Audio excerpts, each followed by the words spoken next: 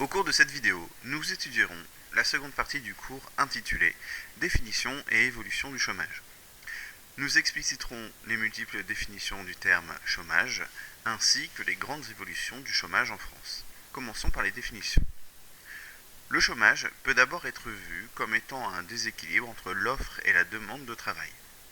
Mais il peut être aussi défini, selon le Bureau international du travail, comme l'ensemble des individus sans travail, disponibles pour travailler et à la recherche d'un emploi. Cette définition est retenue par l'INSEE. L'autre définition correspond à celle de Pôle emploi. Au sens de Pôle emploi, il faut être demandeur d'emploi en fin de mois, c'est-à-dire les personnes sans emploi immédiatement disponibles tenues d'accomplir des actes positifs de recherche d'emploi à la recherche d'un emploi à durée immédiate et à temps plein. Par ailleurs, Pôle emploi compte 5 catégories de chômeurs.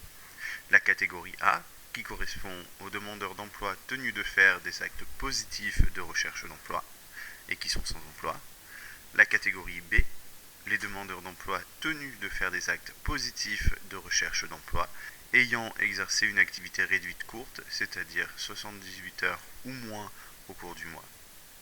La catégorie C, les demandeurs d'emploi tenus de faire des actes positifs de recherche d'emploi ayant exercé une activité réduite longue, c'est-à-dire plus de 78 heures au cours du mois. La catégorie D, qui correspond aux demandeurs d'emploi non tenus de faire des actes positifs de recherche d'emploi en raison d'un stage, d'une formation ou d'une maladie.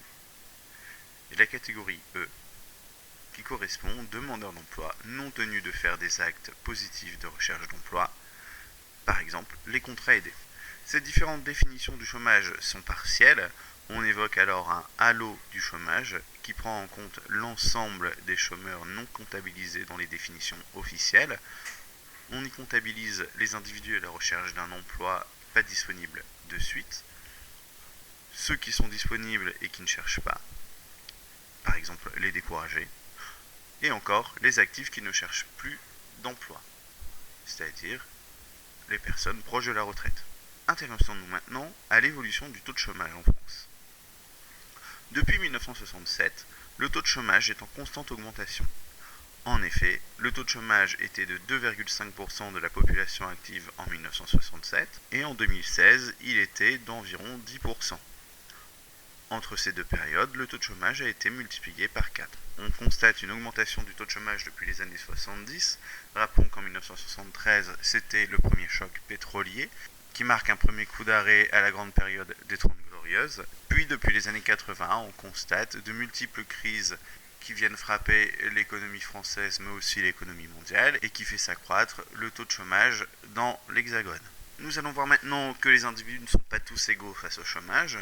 En effet, au niveau des genres, même si aujourd'hui on constate que le taux de chômage est aux alentours de 10% entre les hommes et les femmes, c'est-à-dire à égalité, on peut tout de même souligner que pendant très longtemps, les femmes étaient plus souvent victimes de chômage que les hommes. La catégorie jeune est bien plus souvent touchée par le chômage que les autres catégories. En effet, les jeunes représentent 25% de la population active au chômage. Toutefois, quand on rapporte le nombre de chômeurs de 15 à 24 ans à l'ensemble de cette classe d'âge, ce taux de chômage se situe plutôt aux alentours de 9,2% des jeunes. Ceux qui sont réellement le plus touchés par le chômage correspondent aux actifs les moins qualifiés. En effet, les actifs les moins qualifiés sont surreprésentés dans les chiffres du chômage.